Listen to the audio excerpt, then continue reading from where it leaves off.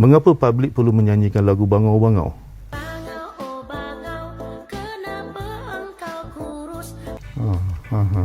Mengapa tidak salahkan diri sendiri?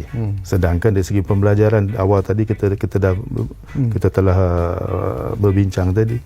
Dari segi daripada kecil lagi kita telah pun dididik tentang erti kebersihan ini sebenarnya.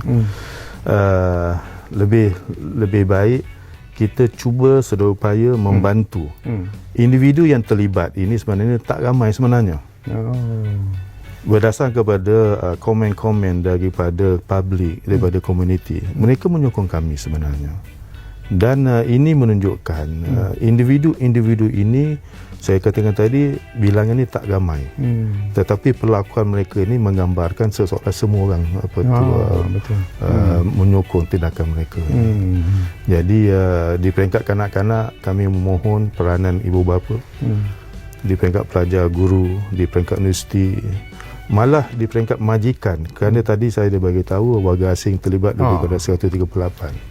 Kadang-kadang kami pun, saya sendiri pun, saya membuat tinjauan.